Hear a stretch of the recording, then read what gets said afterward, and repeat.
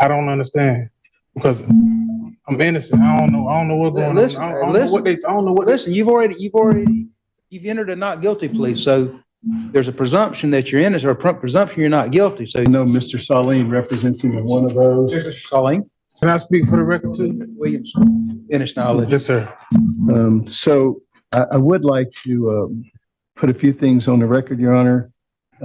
My client had an offer from the state last week, and he did not wish to take advantage of that offer. My investigator and I went out to the jail, talked to him, went over things, explained everything to him. I gave him my advice, which was that I thought it was in his best interest to accept the offer. He refused that, and that offer was for 20 years with a mandatory minimum. He still has an offer today for 25 years mandatory minimum, and I've discussed it with him briefly over here in the box, and he's told me. Whoa, right out of the gate, we see Mr. Marty in full disbelief. He's insisting he's innocent while facing an incredibly complex legal maze. His attorney lays out a 25-year mandatory plea deal, and yet he's refusing it. Can you imagine turning down a deal like that when the stakes are life in prison? This case is already heating up, and the twists are just beginning. Stick around because things are about to get intense. That he doesn't wish to do that, but considering the fact, Your Honor, this man ain't even helped me in my defense. None of that. Mr. McCarty, I told you I'd give you an opportunity to speak. Okay. Yes, sir. Yes, sir. Finish. what I was going to say, Your Honor, is considering, I've explained to him that his exposure is in the 3365, the attempted murder case is a life sentence, in that he's further exposed in the 2756 case on the tampering to an additional 30 years, since it was a tampering with the underlying case being a first degree. So I've explained to him his exposure. I've given him my advice. I've told him what I think is best for him. And he, as is his right, he's choosing not to do that. But I did want that on the record so that there was no confusion later on about whether or not I had informed him of the offers and how I advised him and that sort of thing. So, Your Honor, my intention is to revoke those offers today, and I plan on moving forward next week. One thing that Mr. Williams mentioned, yesterday I filed the HBFO notice, which actually extends his exposure in the tampering case from 30 years to possible life in that case as well. Okay. So the maximum that Mr. Cromartie faces is 2 life sentences consecutive. Okay. I really wasn't aware of that. You hear what he said? Yes, sir. But so let me ask you this. Before the judge is going to give you a chance to talk. Okay. But in light of the fact that Mr. Sullivan has made this new filing, and now you have your maximum exposure is 2 life sentences, do you wish to reconsider your choices with regard to accepting the offer? I don't understand. I don't understand. And being that he's representing me, we haven't even worked the defense in this case at all, period. Okay. And plus, let's take one thing. Do you understand that you've been off for 25 years in prison? I don't understand, sir. Yeah. Then yes, you do understand you have a plea offer for 25 years in prison.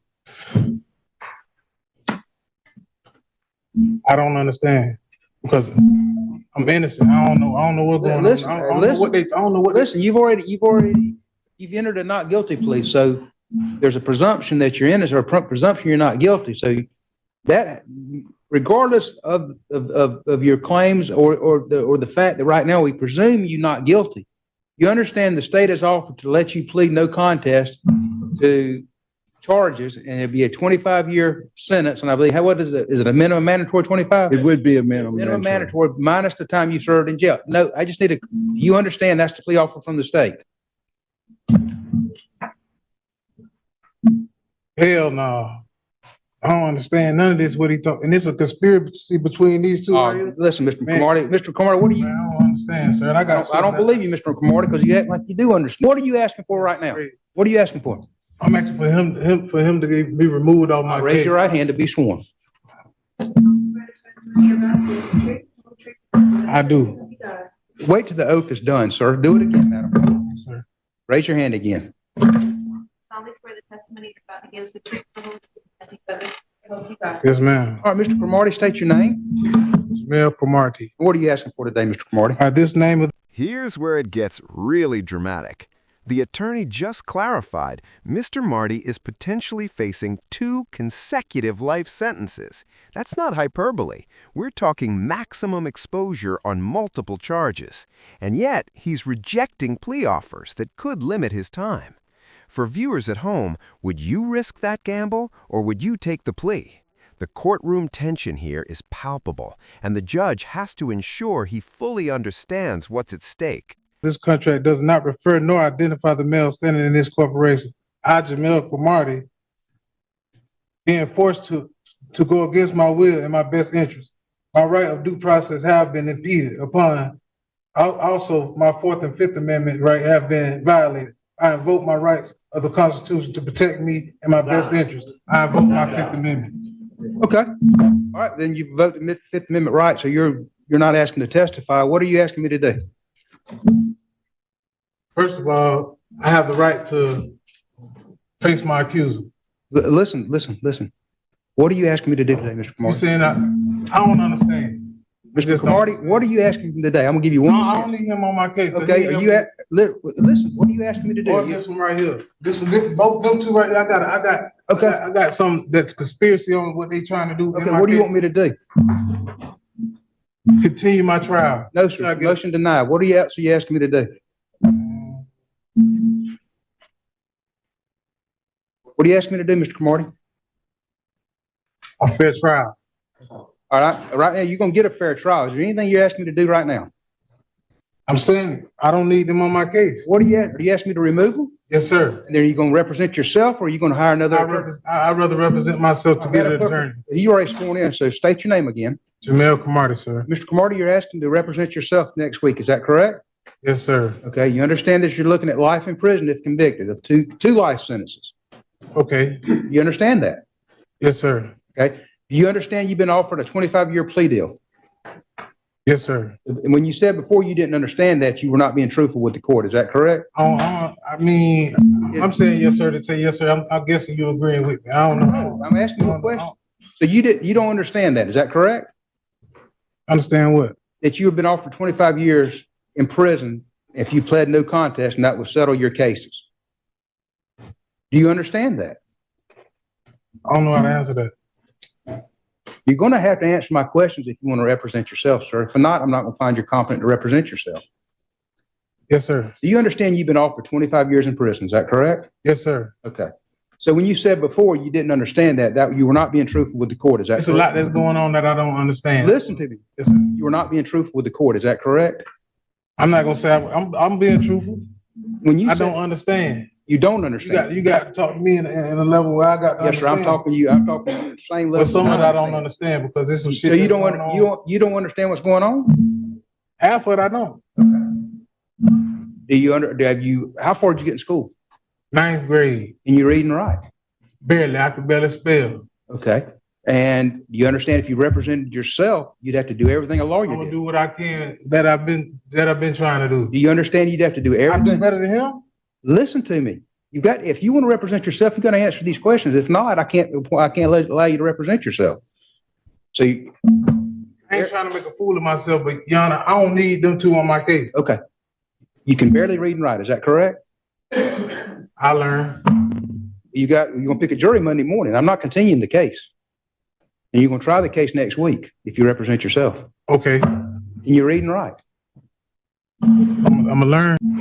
You don't have time to learn. So you can barely read and write. Is that correct? You don't understand about the plea offer. Do you understand that lawyers are trained in the rules of evidence, criminal procedure, and the law. They're there to assist you in preparing for trial and trying the case. Do you understand that? Okay, well, I'm going to find that you're not competent to represent yourself. Mr. Salim will stay on his case. Mr. Williams will stay on that case, and we'll see you Monday morning and pick a jury. All right. Well, Mr. Clark, can I say something, sir? Yeah, you can address your case also, the one you're representing yourself also. Right. Yes, sir. That's for the record, that's 23 CF 204. Yeah. Well, I got a couple motions I want to file on that one, but Okay. about that case. So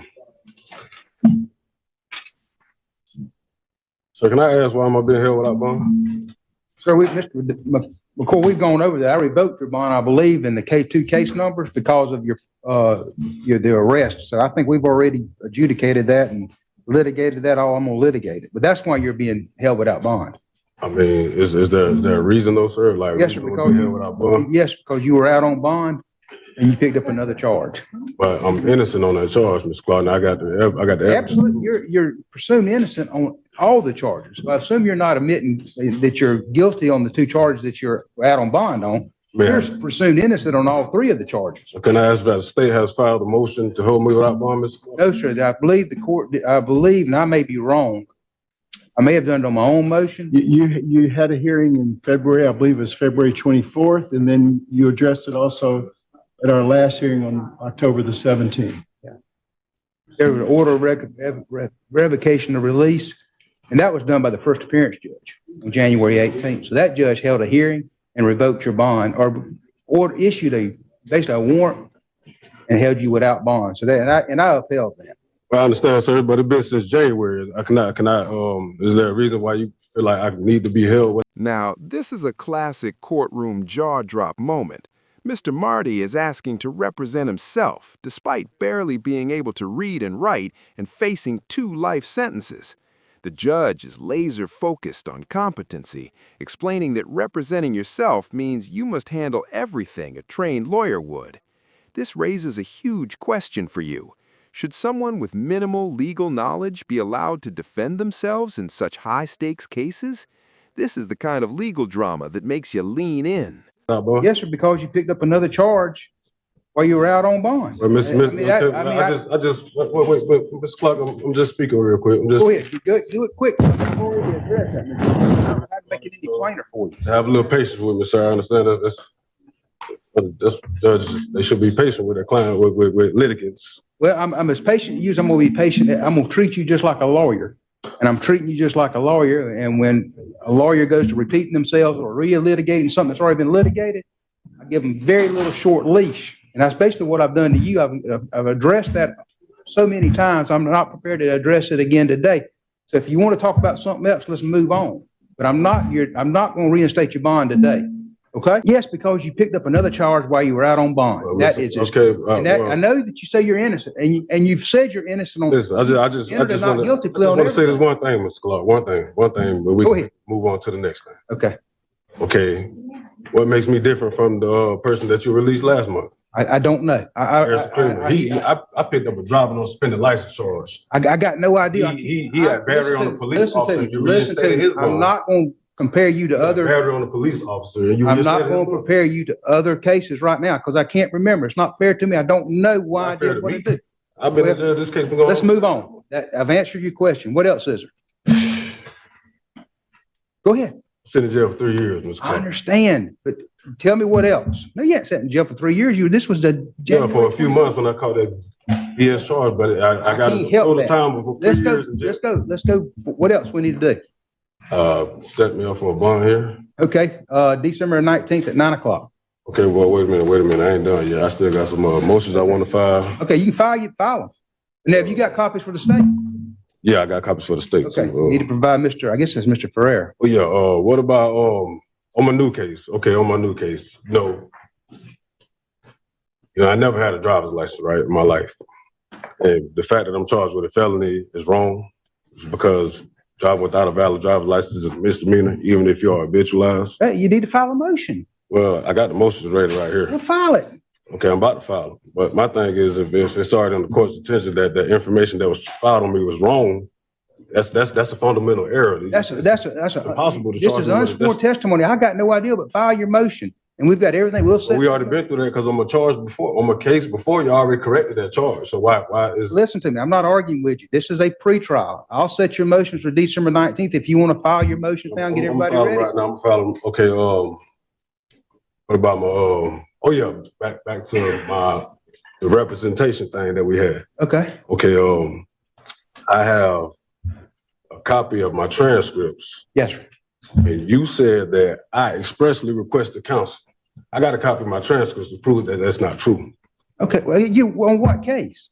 On my 23 case, I got a couple. You represent represent yourself me. on that. No, but you made me redo it. I had you What is, denied what all is, my what is motions. your, what is your relief? What relief are you asking My for? relief is that I want my motions to be heard that was denied December under Booker 19th. versus State. Look, we're gonna set pre-trials for January 18th. January What I 18th. said, if you- Listen, Mr. McCoy, you're hearing this over with today. I've listened to everything I'm gonna listen to. We'll set your motions. If you want to file them right now, give the state their copies December 19th at 9 o'clock for the motion. I'm assuming it's a motion to reinstate bond. It may be a motion to It's a motion for dismiss. motion to discharge and the motion for notice. All right, file them and we'll set it for December Motion to 19th. We're gonna dismiss. set, we're gonna set everything for January 18th for Let a me get my pre-trial. motions ready. I ain't ready to be pulled out yet. I gotta get a state. No, sir, that, you can hand it to them, but this is, you're hearing over with today. I can't get them my motions. Yeah, that's got nothing to do with it. All right, I gotta get them ready. You just let Mr. Devontae McCoy sit in the courtroom and get his paperwork ready and let him file his motions and give his copies to the state. You have a nice day, Mr. Clark. Huh? You have a nice day. To wrap it up, this hearing was a masterclass in courtroom procedure and high-stakes decision-making. Mr. Marty declined a 25-year plea deal, briefly sought to represent himself, and filed motions addressing his bond and charges. The judge carefully maintained the legal process, ensuring fairness while addressing repeated claims and procedural issues. This case highlights the immense complexity and human drama behind criminal proceedings. If you found this case as shocking as we did, make sure to hit that like button, share your thoughts in the comments, and don't forget to subscribe for more jaw-dropping courtroom breakdowns.